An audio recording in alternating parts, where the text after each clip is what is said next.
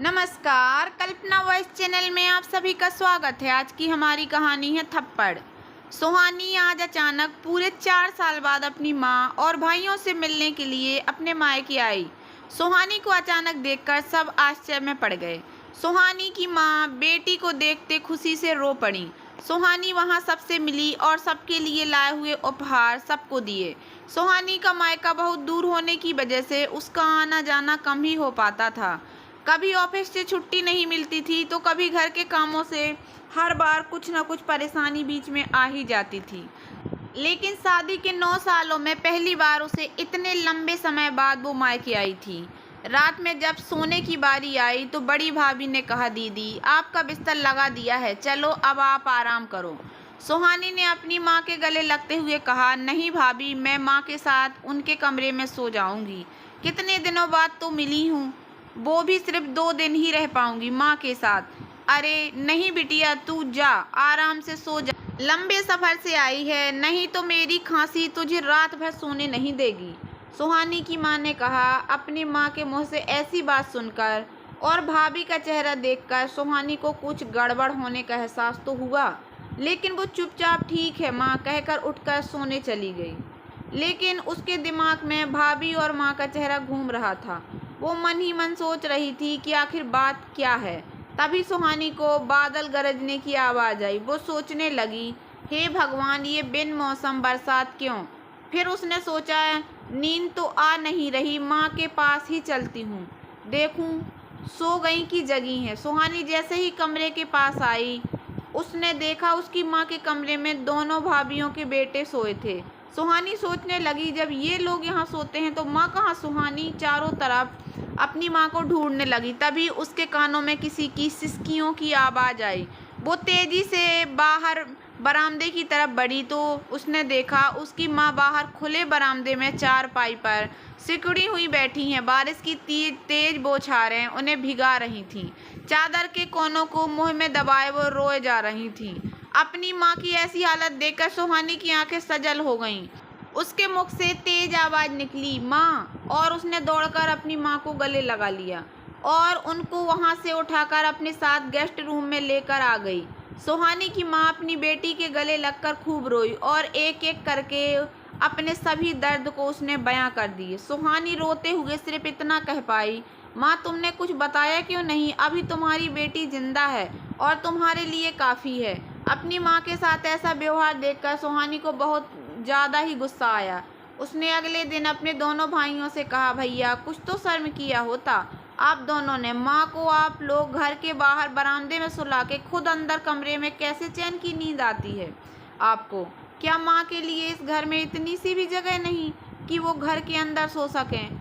तभी सुहानी की छोटी भाभी ने कहा, देखिए दीदी, आपको इतना ही ज़्यादा माँ से प्यार आ रहा है तो ले जाओ, आप अपनी माँ को अपने पास रख लो। कहना आसान है लेकिन करना बहुत मुश्किल। हम अपने पास माँ को रख रहे हैं, वही बहुत बड़ी बात है। अब हम माँ के लिए अलग से नया घर तो नहीं ले सकते हैं। आपको तो पता ही है कि आपका मायका आपके ससुराल जितना अमीर नहीं, ना ही ससुर जी हमारे लिए कोई हवेली छोड़ कर गए हैं। एक कमरे में मैं और दूसरे में जेठानी जी सोती हैं और एक में बच्चे, बचा एक कमरा वो हमने मेहमानों के लिए सजा रखा है। सुहानी ने कहा, क्या बात कही भाभी आपने, लेकिन अगर माँ गेस्ट रूम में सो जाएंगी तो कोई पहाड़ तो नहीं टूट जाएगा। वैसे भी मेहमान रोज रोज तो आते नहीं हैं। सब चुपचाप सुन रहे थे लेकिन किसी ने कुछ नहीं बोला। तभी सुहानी की भाभी ने कहा, हम नियम तो नहीं बदलेंगे, लेकिन अगर आपको ज़्यादा तकलीफ है तो आप अपने पास रख लो और माँ को जाते समय अपने साथ ले जाओ। तभी सुहानी के बड़े भाई ने कहा, सुहानी तू क्यों इस पचड़े में पड़ रही है, तू इसमें नहीं पड़ तो ही अच्छा है। ये हमारी जिम्मेदारी है, इसमें इतना टेंशन लेने वाली कोई बात नहीं। जितना प्यार तू माँ से करती है उतना ही प्यार हम सब भी करते हैं, आखिर हमारी भी वह माँ है। सुहानी ने अपने भाई से कहा, देख लिया भैया, कितना प्यार आप सब माँ से करते हो। खैर आप सब चिंता मत कीजिए, मैं माँ को अपने साथ लेकर जा रही हूँ आज ही। मैं काफ़ी हूँ माँ के लिए। सुहानी अपनी माँ को लेकर ससुराल आ गई। सबने बहुत अच्छे से उनका स्वागत किया, लेकिन जैसे ही सुहानी ने सबको बताया कि अब माँ हम सबके साथ रहेंगी, सबके चेहरे का रंग उड़ गया। रात में सुहानी के पति राहुल ने कहा, देखो सुहानी, तुम्हारी माँ इस घर में नहीं रह सकती, समझी। 1-2 दिन बाद कुछ भी बहाना करके उन्हें यहाँ से भेज दो, क्योंकि मैं नहीं चाहता कि तुम अपनी माँ के चक्कर में मेरे परिवार और बच्चों का कम ध्यान रखो। ये रखो ही नहीं, सुहानी ने गुस्से में कहा। राहुल, मुझे तो यकीन नहीं हो रहा कि ये तुम कह रहे हो। क्या तुम्हारी माँ को मैं अपनी माँ समझकर उनकी सेवा कर सकती हूँ, उनकी पसंद नापसंद का ख्याल रख सकती हूँ, और तुम मेरी माँ से प्यार के 2 बोल भी नहीं बोल सकते? राहुल ने भी गुस्से में कहा। नहीं, और तुम भूल रही हो, दामाद और बहू के फर्ज में फ़र्क होता है, इसलिए जिम्मेदारी भी तुम्हारी ज़्यादा है, मेरी नहीं। दोनों के बीच बहस इतनी बढ़ गई कि राहुल ने सुहानी को एक थप्पड़ गुस्से में मार दिया, जिसकी आवाज़ से पूरा परिवार वहां इकट्ठा हो गया। तब राहुल की मां ने कहा, देखा समधन जी, आपकी वजह से आज मेरे घर में ये सब हो गया। सुहानी को तो अभी दुनियादारी की समझ नहीं, लेकिन आपको तो होनी चाहिए कि आपको तो यहाँ आने से पहले हमसे पूछना चाहिए था। तब सुहानी की मां ने कहा, बहन जी, मैं माफ़ी चाहती हूँ, मुझसे बहुत बड़ी भूल हो गई, मैं कल ही यहाँ से चली जाऊँगी, आप सब चिंता ना करें। तब सुहानी ने कहा, माँ, आप अकेले नहीं, कहीं नहीं जाएंगी, हम अभी साथ में चलेंगे अपने घर में, जिस पर आपका अधिकार होगा। आपने अपनी बेटी को पढ़ा लिखा कर इतना काबिल बनाया है कि वो आपका ख्याल और सम्मान दोनों रख सकती है। सुहानी की मां ने कहा, नहीं बेटा, तू मेरी वजह से अपना रिश्ता मत खराब कर, तेरे सामने अभी पूरी ज़िंदगी पड़ी है, और अब मेरी ज़िंदगी ही कितनी बची है। सुहानी ने कहा, माँ, ये रिश्ते नाते समाज सब आपकी वजह से मुझे मिले हैं, और जो रिश्ता मेरा ईश्वर ने आपके साथ बनाया है, उसके आगे ये सारे रिश्ते मेरे लिए बेमानी हैं। अगर आज मैं आपके सम्मान और खुशी का ख्याल नहीं रख सकती, तो मैं खुद से नज़र कैसे मिलाऊंगी? आखिर आपके प्रति मेरा भी तो कुछ फ़र्ज है। अभी तक आपने किया मेरे लिए, अब मेरी बारी। चलिए, जिस घर में आपकी खुशियों और सम्मान का ख्याल नहीं रखा जा सकता, उस घर में मैं एक पल भी नहीं रह सकती।